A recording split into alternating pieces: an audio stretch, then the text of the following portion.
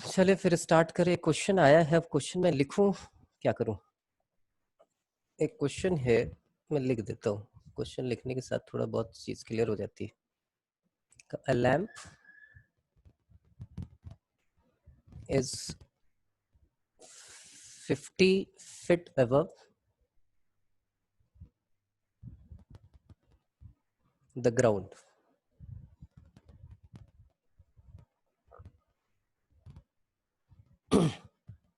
A ball is dropped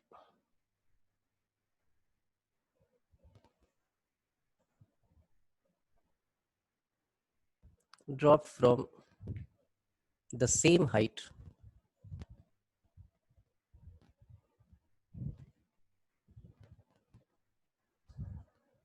from a point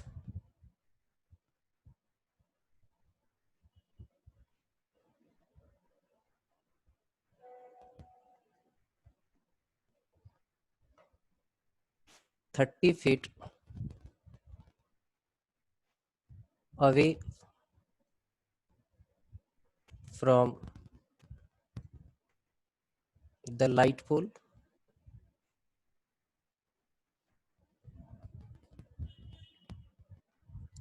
If ball falls distances S is equal to 60 t square feet in t seconds,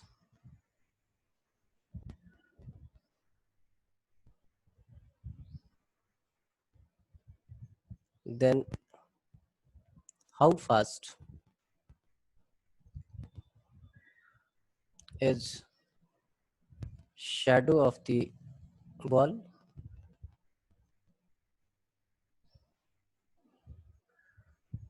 moving along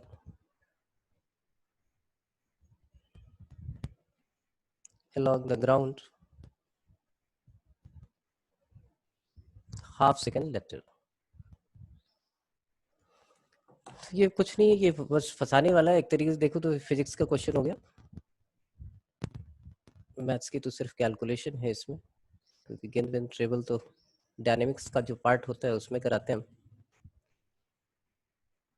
ये ऐसे कुछ बना लेते हैं।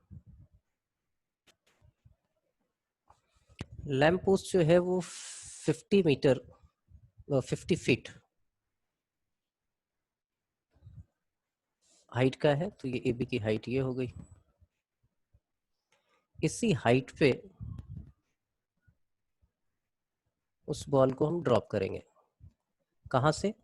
तो ये देखिए, a point 30 feet away from the light pole, मतलब ये पूरा 30 तक है। यहाँ पे मान लो कि यहाँ गिरेगा तो यहाँ से उसका रिफ्लेक्शन तो बनता नहीं, थोड़ा सा डाउन होगा तो रिफ्लेक्शन बनेगा। वो यहाँ गिरते गिरते गिरते गिरते मान लेते हैं यहाँ आया, उसके बाद से ये ऐसे है, तो ये 30 फीट है आपका। अब उसकी इमेज यहाँ पे बनेगी। इमेज को हम कुछ ले लेते हैं, दैट इज x ले लेते हैं। ये इमेज x हो गया। अब वो कैसे गिर रहा है वो जरा देखिए।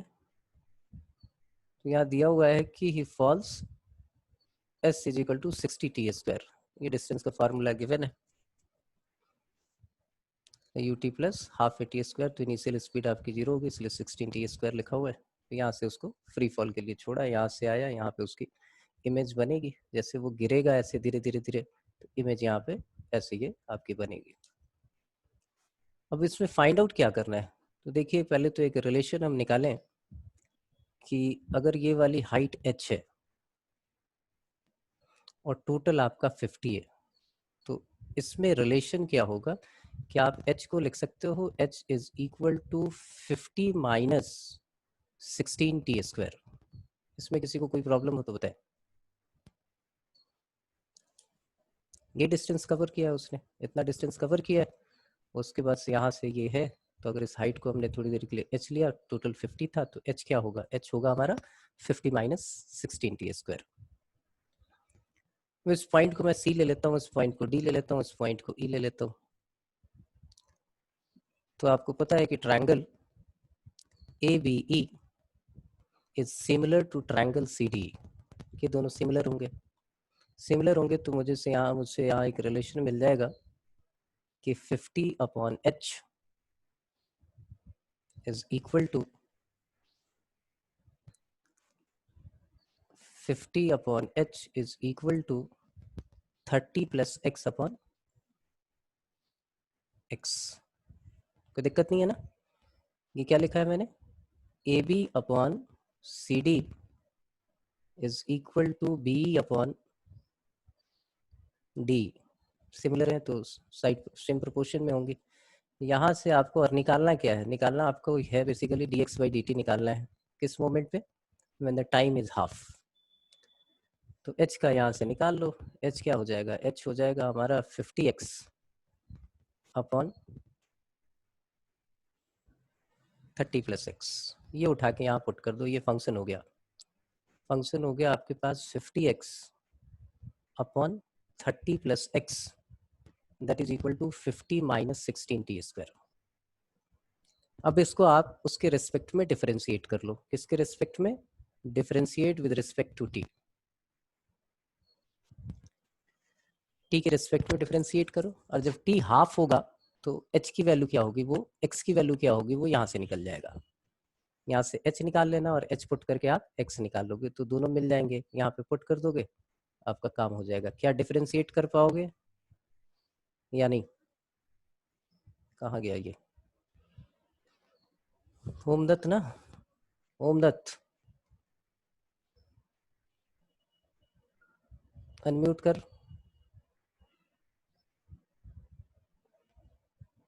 ओमदत्त, हाँ डिफरेंशिएट कर लेगा या कर दूं? हेलो, डिफरेंशिएट कर लेगा? आवाज नहीं आ रही तुम्हारी।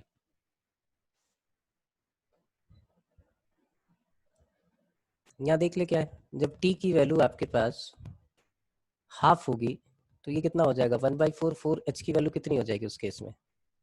h इज इक्वल टू 1/4 4 46 46, और h 46 होगा उस केस में x कितना होगा? तो यहाँ पुट करके आप निकाल सकते हो। h की वैल्यू 46 पुट कर देना, x निकाल लेना। तो उस केस में x जो हो जाएगा आपका कितना हो जाएगा?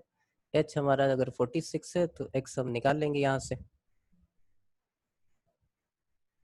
50/h इज इक्वल टू क्या है रिलेशन?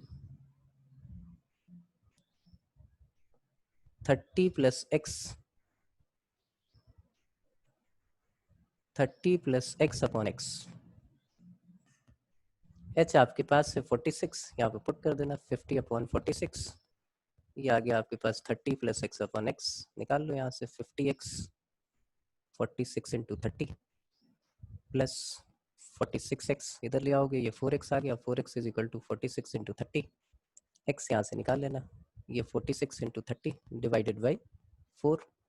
यहाँ से कट करो, ये 15, ये 23, ये आ गया x आपका। 15 3 = 45, 34 34 345। अब इसको डिफरेंशिएट करना तो आसान है, बिल्कुल सिंपल सी डिफरेंशिएशन है।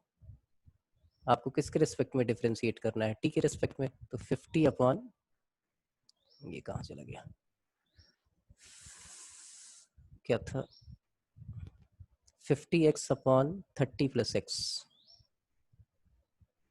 50x/30 + x, एक बार फिर चेक कर लो, यही है, इज इक्वल टू 50 - 16t²। अब डिफरेंशिएट कर लो t के रेस्पेक्ट में। ये आ गया 30 + x का होल स्क्वायर, ऊपर आ जाएगा 30 + x into 50 - 50x, derivative of 30 + x is 1, और साथ में आ जाएगा dx/dt। इधर आ गया -32 t, क्योंकि t के रेस्पेक्ट में डिफरेंशिएट कर रहे हो, dx/dt that is equal to -32 t into 30 + x का होल स्क्वायर डिवाइडेड बाय जो भी आएगा यहाँ, ये देखो कितना 50x कैंसिल आउट हो जाएगा, ये 1500 यहाँ बच जाएगा। 30 + x 50, 50x, हाँ ठीक है। और यहाँ पे आप वो सारी वैल्यूज पुट कर दो, वो निकाला ही आपने, x कितना है, t कितना है, सब उठा के पुट कर दो, ये dx/dt आ जाएगा। ठीक है ये? एक क्वेश्चन और है, वो है इनका दिवाकर का। दिवाकर ने एक क्वेश्चन पूछा है, एक तो शायद एनसीईआरटी का ही दिख रहा है ये। इसमें मैं क्वेश्चन लिख देता हूँ कि एक वाटर टैंक, वो सॉरी सिर्फ डेटा लिख देता हूँ। एक वाटर टैंक है in the shape of invertible right circular cone. तो ऐसा एक वाटर टैंक है। ये कोई एग्जांपल 43 है एनसीईआरटी का। तो डेटा आपके पास होगा, या आप चेक कर लो। एक्सिस जो है वर्टिकल है, vertex and vertex lower most. Semi vertical angle आपके पास गिवन है। ये सेमी वर्टिकल एंगल जो होता है वो कितना होता है, यही है, ये है सेमी वर्टिकल एंगल। ये आपके पास दिया हुआ, अगर इसको थीटा लिख रहा हूँ मैं, तो उसने दिया हुआ है कि tan थीटा जो है वो हमारा है 0.5 हाफ, क्योंकि उसने दिया था कि सेमी वर्टिकल एंगल जो है वो कितना है, tan इनवर्स 0.5, जिसको हमने ऐसे लिख दिया कि tan थीटा हमारे पास हाफ है। Water is poured into it at a constant rate of 5 cubic meter per hour। तो इसका मतलब जो उसका वॉल्यूम इंक्रीज कर रहा है वाटर का टाइम के रिस्पेक्ट में, वो आपके पास गिवन है 5 मीटर क्यूब पर आवर। ये है। Find the rate at which the level of the water is rising. तो dH/dt आपने निकालना है at the moment when the depth of the water in the tank is 4 metre. इसका मतलब जब हाइट जो है आपके पास 4 मीटर हो। ये तो आसान था। आप सबसे पहले इसको r लिख लो, ये h लिख लो। तो tan थीटा आपका 1/2 है, वो परमानेंट रहेगा, क्योंकि सेमी ये थीटा जो है वो आपका फिक्स है, वो वेरी नहीं कर रहा है, वो हाफ है। तो tan थीटा आपका हो गया r/h, that is equal to half. और h निकालना है तो r की वैल्यू निकाल लेते हैं, r/h। तो h की वैल्यू क्या हो गई, h इज या r इज h/2। अब वॉल्यूम का रिलेशन है 1/3 पाई r स्क्वायर h। यहाँ पे पुट कर दीजिए 1/3 पाई, r की जगह h, तो ये आ गया h³ अपॉन 4। फाइनली पाई h³ अपॉन 12। अब t के रिस्पेक्ट में डिफरेंशिएट कर दो, dv/dt that is equal to 3 pi h² upon 12 dH/dt। अब तो मुझे लगता है निकल जाएगा, ये 4 आ गया, उधर ले जाएंगे, dv/dt आपके पास 5 गिवन ही है, तो ये आ गया 20 अपॉन पाई h²। ये हमारा है dH/dt। कब निकालना है, जब हाइट 4 मीटर हो। 4 मीटर यहाँ पुट कर दोगे, आपका काम हो जाएगा। ठीक है दिवाकर।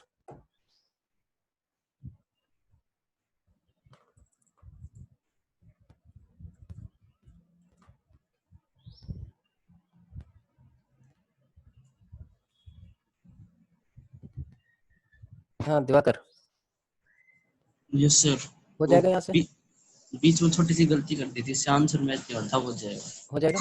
ठीक है, चलिए यस एक एक क्वेश्चन और है, वो वाला क्वेश्चन मैं लिख देता हूँ। वो कहीं से आपने लिया है, तो वो क्वेश्चन नहीं मिलेगा, तो बाकी लोग भी पढ़ लेंगे वो क्वेश्चन। क्वेश्चन है कि एक एरोप्लेन है जो स्ट्रेट डायरेक्शन में, या सीधा वही बना लेता हूँ, काय को फिगर बना लेते हैं, हो जाएगा उसी से। लंबी चौड़ी कहानी काय को की जाए।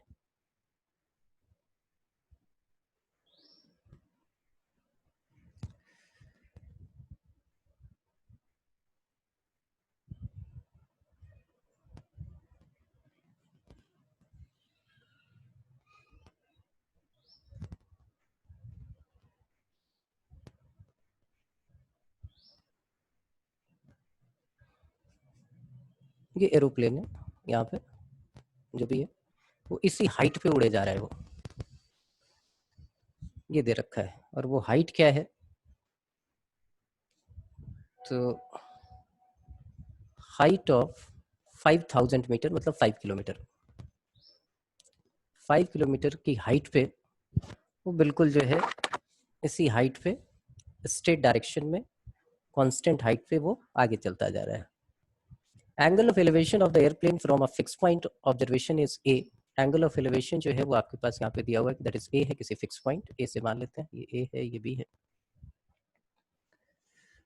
And the speed of the train, वो प्लेन, जो प्लेन ऐसे जा रही है, तो जो भी डिस्टेंस कवर करेगी, यहाँ थी यहाँ से ऐसे वो कवर करते हुए यहाँ पहुंचेगी तो x मान लेते हैं, तो इसका मतलब dx/dt आपके पास गिवन है, dx/dt that is 500 kilometre per hour. यहाँ था वो धीरे धीरे धीरे जैसे जैसे आगे बढ़ता जाएगा एंगल ऑफ एलिवेशन उसका चेंज होता जाएगा, लेकिन रिलेशन यही रहेगी आपके पास। तो rate of change of angle निकालना है, इसका मतलब dA/dt निकालना है, dA/dt निकालना है किस मोमेंट पे निकालना है, when the angle is A is 25 degree, और उस बाद में उसने रेडियन वेडियन की बात की है। तो देखिए कि हाइट तो कांस्टेंट हो गया, थोड़ी देर के हाइट h ले लेते हैं, तो tan A क्या होगा हमारा, tan A तो यही रहेगा 5/x, क्योंकि वो हाइट तो चेंज होनी नहीं है, इसको h भी लेने की जरूरत नहीं, ये 5 ही रहेगा। तो आप चाहें तो अब यहीं से डिफरेंशिएट कर दें, ऐसे लेके डिफरेंशिएट कर दें, मर्जी आपकी है, x tan A that is equal to 5। अब इसको किसके रेस्पेक्ट में डिफरेंशिएट करोगे, t के रेस्पेक्ट में, तो ये आ गया dx/dt into tan A plus second square A x into second square A dA/dt that is equal to 0। dx/dt की वैल्यू आपके पास गिवन है, तो ये आ गया आपके पास 500 tan A plus x sec square A, या इक्वल टू कर लें, यहाँ माइनस कर देते हैं, यहाँ इक्वल टू कर देते हैं, that is x sec square A dA/dt। Finally dA/dt की वैल्यू क्या आ गई आपके पास, dA/dt is equal to -500 tan A upon x sec square A। अब a की वैल्यू तो आपके पास गिवन है, वो पुट कर दोगे। अब tan ये क्वेश्चन ही पूछना कि सर tan 25 की वैल्यू क्या होगी, जो भी होगी वो टेबल से देखना होगा, वो आप नहीं निकाल सकते। x की आप बात करोगे कि x क्या होगा उस टाइम में, तो आपको पता है कि tan A 25 है, तो x उस केस में क्या हो जाएगा 5/tan 25, तो आपको यहीं से निकालना है dA/dt at the moment when a is equal to 25 degree, और x उस केस में क्या होगा, x is equal to 5 cot 25 degree. ये उठा के दोनों पुट कर दोगे, रेट ऑफ चेंज आ जाएगा, बाद में डिग्री को रेडियन में चेंज कर दोगे। ठीक है दिवाकर? Yes sir. ओके, अच्छा 2-3 प्रॉब्लम और आई हैं, उनको भी देख लेते हैं। ये आई है इशिता की, हाँ।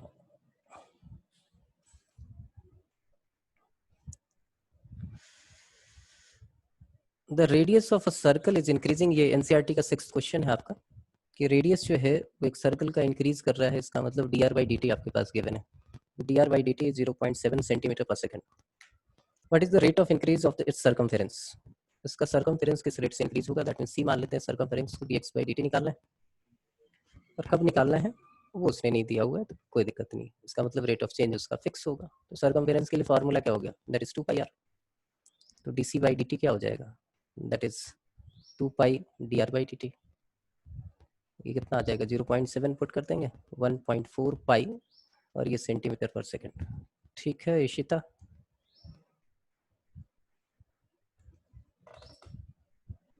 इसमें क्या दिक्कत थी?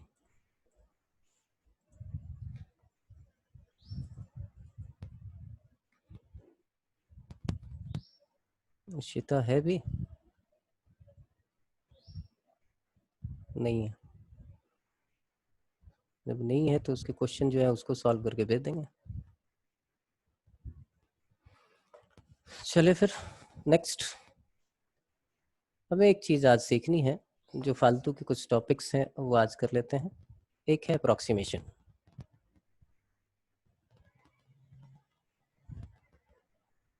अप्रोक्सीमेशन की क्या कहानी है कि भाई आपने ये पढ़ा है कि एफ डैश एक्स क्या होता है, एफ डैश एक्स लिखें या dy बाई डी एक्स लिखें, तो एफ डैश एक्स आप बोलते हो कि limit delta x tends to 0 f of x plus delta x minus f x, अगर फंक्शन डिफरेंशिएबल है, डिवाइडेड बाई डेल्टा एक्स, यही होता था ना, डेल्टा एक्स या एच बोलते हो, जो भी बोलते हो, अप्रोक्सीमेट चेंज बाई। अगर जो है डेल्टा एक्स बहुत छोटा हो, अप्रोचिंग है, तो अप्रोक्सीमेटली ये एक दूसरे के इक्वल हो गए। ठीक है, तो यहाँ पे इस कॉन्सेप्ट को यूज करना है, और इस कॉन्सेप्ट को यूज करके आपको क्या करना है कि क्वेश्चन सॉल्व करने हैं। तो एक फार्मूला तो आपके लिए ये हो गया, और दूसरा क्या हो गया जरा वो देखिए, एफ डैश एक्स का मतलब क्या हुआ, dy बाई डी एक्स, और यहाँ क्या है, ये अप्रोक्सीमेट चेंज इन y है, तो इसको आप डेल्टा y लिख सकते हो अपॉन डेल्टा x लिख सकते हो। ये क्या है, अप्रोक्सीमेट चेंज इन y, ये अप्रोक्सीमेट चेंज इन x। यहाँ पे भी क्या होता है, जब limit delta x tends to 0 हो जाए तब आप इसको चेंज करते हो डेल्टा y डेल्टा x में, लेकिन बहुत छोटी सी चेंज हो तो ये भी चीज़ की ज़रूरत नहीं, डायरेक्टली आप इसको यूज कर पाओगे यहाँ पे। तो ये दो फार्मूले याद रखने, और इन्हीं दोनों फार्मूले से आपके सारे क्वेश्चन हो जाएंगे। इन्हीं दो फार्मूले से आप सारा क्वेश्चन कर लोगे। क्या क्या, तो एक तो है आपके पास क्या, एफ डैश एक्स वाला, कैसे यूज होगा वो आपको देखना है, थोड़ा सा प्रिकॉशन रखना है इसमें। तो बोर्ड एग्जाम में आपके पास क्वेश्चन आएंगे, इसलिए बोला है कि जो 2-3 इंपॉर्टेंट टॉपिक हैं आपके, जिनका बहुत ज़्यादा कॉम्पिटिटिव एग्जाम में है, इनका तो नहीं है, मेंस में फिर भी थोड़े बहुत इधर उधर के क्वेश्चन पूछ सकते हैं, हल्का फुल्का एनडीए में आपके पास आ जाएगा, रेट ऑफ चेंज और ये, बाकी तो कहीं नहीं आता। तो ये दोनों टॉपिक इसलिए बोला है कि ये दोनों टॉपिक आप खत्म कर लो। अब कहानी क्या है कि इसमें आपके पास क्वेश्चन क्या आएगा, जैसे आप देखिए, find the approx value of under root 4.01 using calculus, लिखा होगा यूजिंग डेरिवेटिव। वैसे बेसिक आइडिया लगाए तो क्या होता है, 4 का स्क्वायर रूट कितना होता है, 2 होता है, तो 2 पॉइंट समथिंग होगा, तो वही अप्रोक्सीमेट वैल्यू आपको यहाँ से फाइंड आउट करनी है। अब कैसे अप्रोच करेंगे, तो सबसे पहला काम क्या होता है, आपको करना क्या है, एक किसी इनपुट का स्क्वायर रूट निकालना है। तो सबसे पहला काम है कि आप फंक्शन क्रिएट करो। तो आपने लिखा कि यहाँ के लिए फंक्शन क्या होगा, तो f x is equal to under root x, पहला काम। अब जो ओरिजिनल वैल्यू होती है उसके अप्रोक्सीमेट चेंज वैल्यू लिया करो, तो x प्लस डेल्टा एक्स उसको लिखा करो। x प्लस डेल्टा एक्स क्या है, 4.01। अब आपको यहाँ दिमाग बढ़ाना है कि इसके नियरेस्ट कौन सा ऐसा नंबर है जिसका स्क्वायर रूट आप फटाफट निकाल सकते हो, तो आप बोलो 4 है, तो आप x को ले लो 4। इसका मतलब कितना अप्रोक्सीमेट चेंज हुआ है x के अंदर, दैट इज 4.01 माइनस 4, यही होगा डेल्टा एक्स, तो ये आ गया आपके पास 0.01। अब ये वाला फॉर्मूला आप देख रहे हो, तो आपको एफ डैश एक्स चाहिए, तो एफ डैश एक्स आपने निकाला, तो एफ डैश एक्स क्या आ गया आपके पास, 1/2 रूट एक्स। अब मैं यहाँ लिख रहा हूँ कि एफ डैश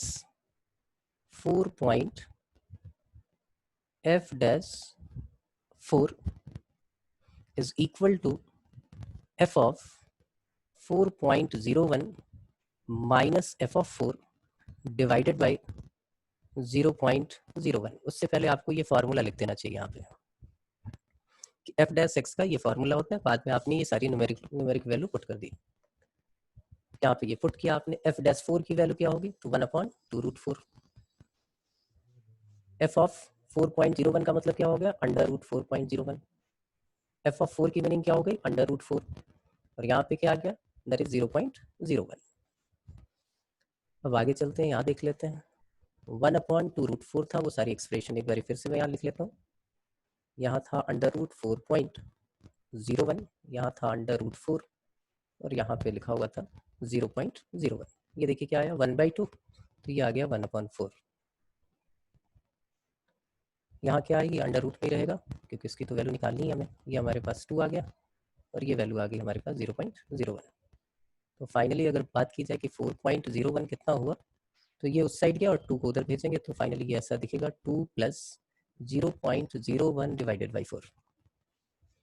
अब इसकी न्यूमेरिक वैल्यू आप निकाल ही लोगे, तो ये इसकी अप्रॉक्सीमेट वैल्यू हो गई। ये अप्रॉक्सीमेट वैल्यू ऐसे निकालने के लिए आएगा, तो कभी स्क्वायर रूट, क्यूब रूट और ये सारी चीज़ें आएंगी, तो मुझे लगता है कि आप लोग निकाल पाओगे। कोई दिक्कत है इसमें तो बता दीजिए किसी को भी,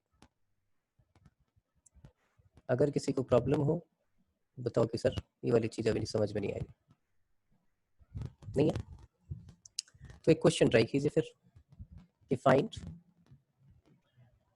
अप्रॉक्स वैल्यू ऑफ, बिल्कुल सिमिलर क्वेश्चन दे रहा हूँ, approx value of under root 0.36 using calculus derivative, कुछ भी लिखा हुआ आएगा, ये ट्राई करो जरा। Find the approximate value of under root 0.036 using calculus.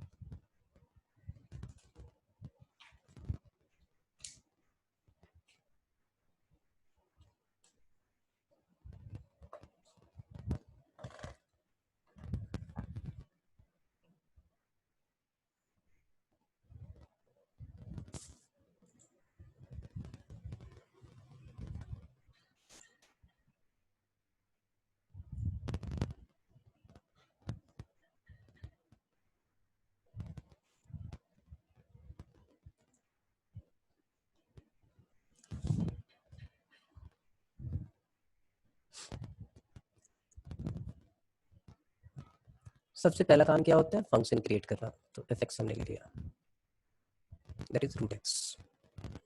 दूसरा काम क्या होता है, जो वैल्यू निकालनी है ओरिजिनल बेसिकली उसको आप लोगे एक्स प्लस डेल्टा एक्स मतलब 0.36। अब आपको एक्स चाहिए जो इसके बिल्कुल नियरेस्ट ऐसी वैल्यू हो जिसका स्क्वायर रूट आप निकाल पाए।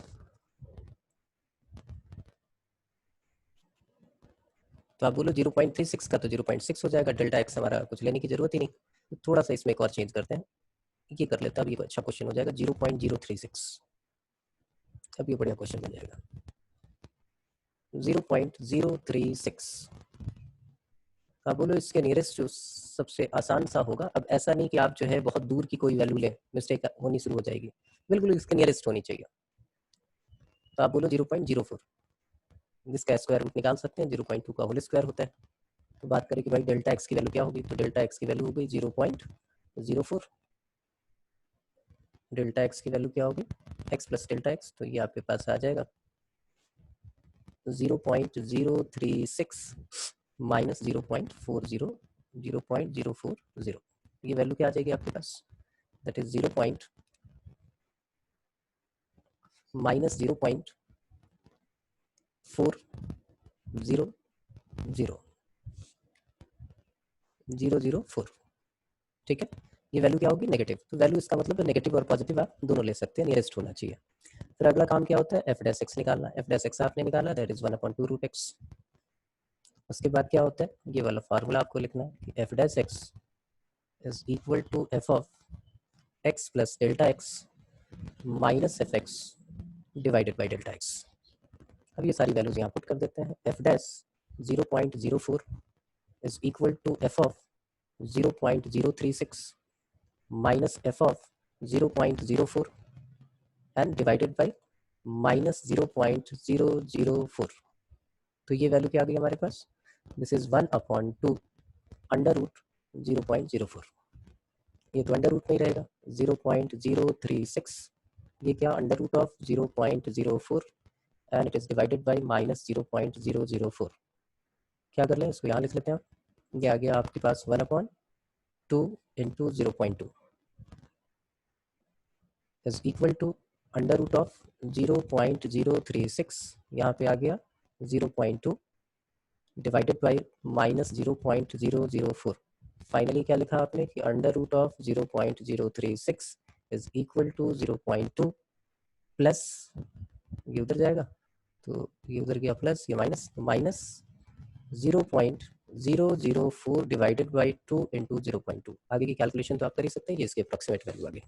क्लियर है, तो इसमें square root, fifth root, tenth root, square व स्क्वायर सब पूछ सकते हैं। ये भी पूछ सकते हैं, जैसे आपको बोला जाए कि भाई अप्रोक्सीमेट वैल्यू बताओ 1.999 रेज टू द पावर 10, ऐसा भी कुछ हो सकता है। तो आपको पता है कि भाई 2 रेज टू द पावर 10 निकालना आपके लिए आसान है, जो इसके नियरेस्ट है। तो यहाँ पे ये मिस्टेक नहीं करोगे कि आप 1 लोगे डेल्टा को, एक्स को। यहाँ पे जो फंक्शन आपका होगा वो क्या होगा, f x is equal to x raise to the power 10, x plus delta x जो आपकी वैल्यू है वो तो यही रहेगी 1.999, एंड एक्स जो होगा वो इसके नियरेस्ट जिसका निकालना आसान है, 2 रेज टू द पावर 10 निकालना आसान है आपके लिए, वो 2 लोगे। बाकी का प्रोसीजर वही है, एफ डैश एक्स निकालना, वहाँ पे फॉर्मूले में पुट करना और सारी चीज़ें कैलकुलेट करना, हो जाएगा। तो एक टाइप तो ये है कि भाई cube root, square root, 10th root, 15th root कुछ ऐसे निकालने के लिए आपके पास है। सेकेंड टाइप का क्वेश्चन ऐसा आएगा इसमें कि लिखा होगा कि यूजिंग डिफरेंशियल, सेकेंड टाइप आपके पास आ रहा है यूजिंग डिफरेंशियल find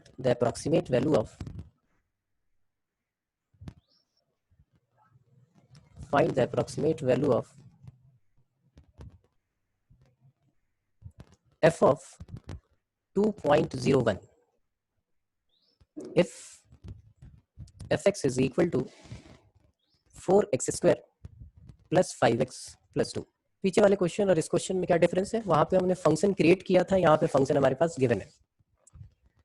तो इस टाइप के क्वेश्चन आया तो फंक्शन क्रिएट करने की जरूरत नहीं है, आपने पहले लिखा जो ओरिजिनल वैल्यू होती है वो x प्लस डेल्टा एक्स होती है, वो हमारे पास आ गई 2.01। अब सबसे आसान सी वैल्यू जिससे आप कैलकुलेट करें वो इसके पास हो, तो x की वैल्यू हमने 2 ले लिया, डेल्टा एक्स यहाँ से हमने निकाल लिया, डेल्टा एक्स हमारे पास आ जाएगा 0.01। अब हमने निकाला एफ डैश एक्स की वैल्यू क्या आ गई, दैट इज 8x + 5। अब यहाँ पे हम क्या लिखेंगे कि f dash x is equal to f of x plus delta x minus f x divided by delta x. अब इनकी वैल्यूज पुट कर दिया हमने। एफ डैश 2 यहाँ पे एफ ऑफ 2.01, यहाँ पे एफ ऑफ 2 और यहाँ पे डेल्टा एक्स की जगह हमने 0.01 लिख दिया। एफ डैश 2 होगा, यहीं से देख लीजिए 8 2 16 21, और ये इधर आके मल्टीप्लाई होगा तो 21 इंटू 0.01, ये तो आपका निकालना ही था तो इसको एज इट इज छोड़ दिया। f.2.01 एफ ऑफ 2 क्या हो जाएगा, तो यहाँ पुट करते हैं 4 4 4 16 प्लस 10 प्लस 2 कितना आ गया 28, ये आ गया 28। फाइनली एफ ऑफ 2.01 इसकी वैल्यू आ गई 28 plus 0.21 and finally it is 28.21। ये इसके अप्रॉक्सीमेट वैल्यू आ गई। तो इसलिए जानबूझ के लिखा होता है कि डायरेक्टली आप कैलकुलेट ना करें, आपको करना क्या है, आपको हमेशा डिफरेंशिएशन यूज करके इसके अप्रॉक्सीमेट वैल्यू निकालनी है। तो ये एक टाइप ये है आपके पास कि ये आएगा। एक क्वेश्चन आप लोग चाहो तो ट्राई कर लो, मैं दे देता हूँ कि if y is equal to x4 minus 10 and if x changes from 2 to 1.99, what is change in y? What is change in y? y में कितना चेंज होगा, अगर x जो है वो 2 से चेंज करके 1.99 हो गया तो y के अंदर कितना चेंज होगा, ये आपको बताना है। ट्राई कर लीजिए जरा, फिर मैं बता देता हूँ।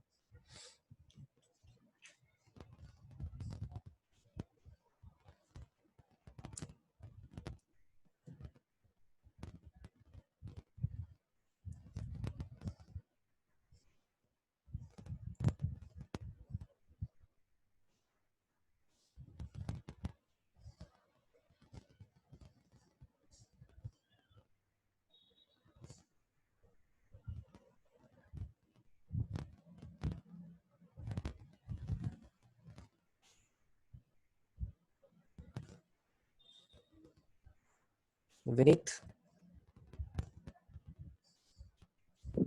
Yes sir. कैसे करेगा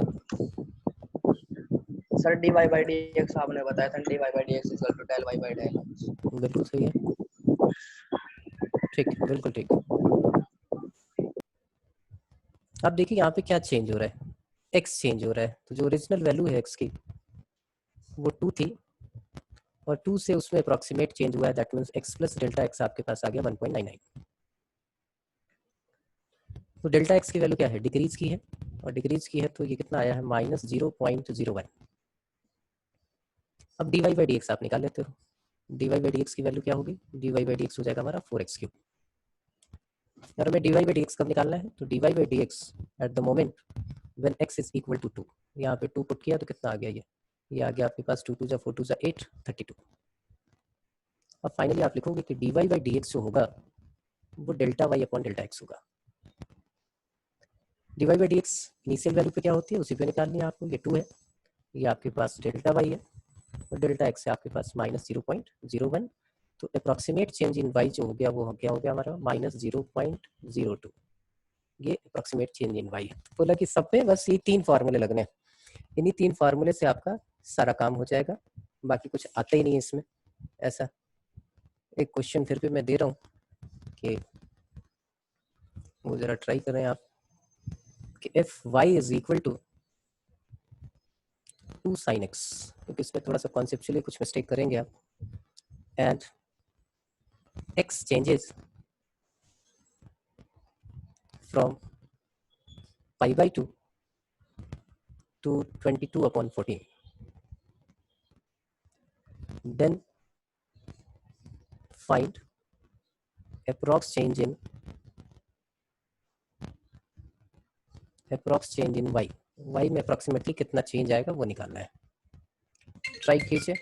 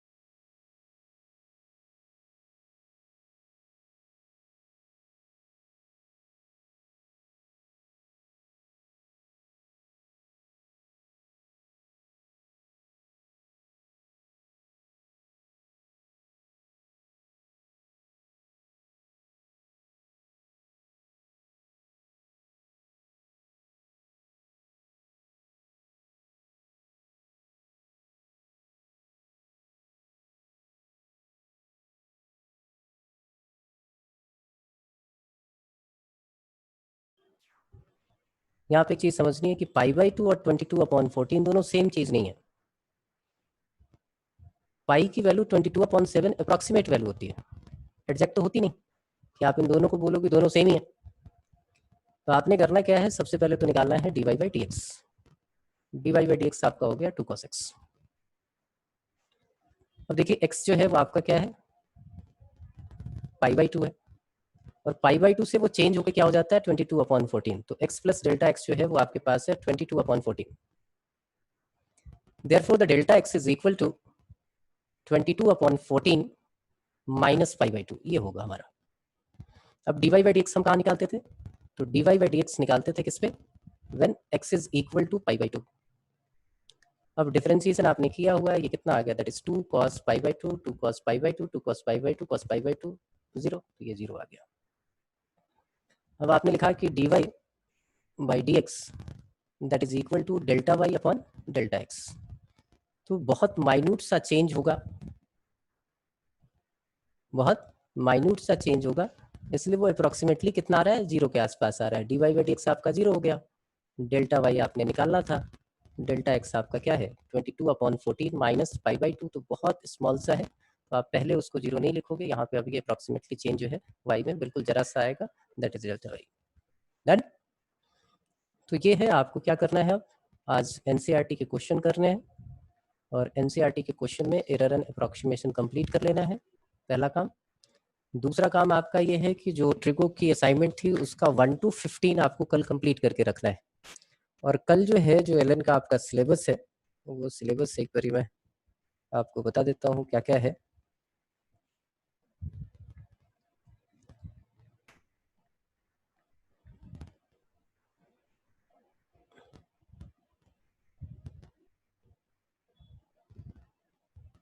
जो इससे बाद वाले टेस्ट का है, ये टेस्ट तो आप आजकल में दोगे ही, 8 तक है शायद। उसमें आपके पास सिलेबस है quadratic equation, linear inequalities, function and inverse trigo function. तो इसमें हम क्वाड्रेटिक और लीनियर इनइक्वालिटीज के क्वेश्चन कल करेंगे, उससे रिलेटेड एक असाइनमेंट भी आपको मिल जाएगा। और कल जो है बाकी ये तैयार करके रखोगे, परसों जो है इसकी प्रॉब्लम हम डिस्कस कर लेंगे। आप चाहो तो कल भी डिस्कस कर सकते हैं इसकी भी प्रॉब्लम और उसकी भी, पहले लेकिन क्वाड्रेटिक इक्वेशन और लीनियर इनइक्वालिटी के अच्छे क्वेश्चन करेंगे, और उसके बाद जो है हम इस पे आएंगे। तो आज बस इतना ही, प्रैक्टिस कर लीजिए, 10-12 क्वेश्चन होंगे, यही 3 टाइप के क्वेश्चन है वहाँ, इनकी प्रैक्टिस कर लीजिए, और कल जो है हम वापस मिलेंगे। तो इसकी थोड़ी बहुत प्रॉब्लम तो मुझे नहीं लगता है इसकी आएगी। तो quadratic equation and linear inequalities, function और ITF, ये आपका अगला सिलेबस है। तो इसकी रिवीजन बाकी 3 दिन चलेगी, 3 दिन आपका AOD चलता रहेगा।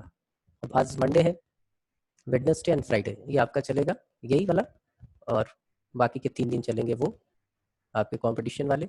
सैटरडे आपकी क्लास नहीं होगी, तो संडे जो है मॉर्निंग में रखेंगे, वो स्कूल की तरफ से इंस्ट्रक्शन है कि भाई सैटरडे संडे फ्री करो, तो संडे हम मॉर्निंग में रख लेंगे, मुझे कोई प्रॉब्लम नहीं है इसमें, सैटरडे आपको फ्री कर देते हैं। तो कल फिर मिलोगे इसी टाइम, और ये सारी चीज़ें याद रखो, वो कंप्लीट करके रखोगे, ठीक है।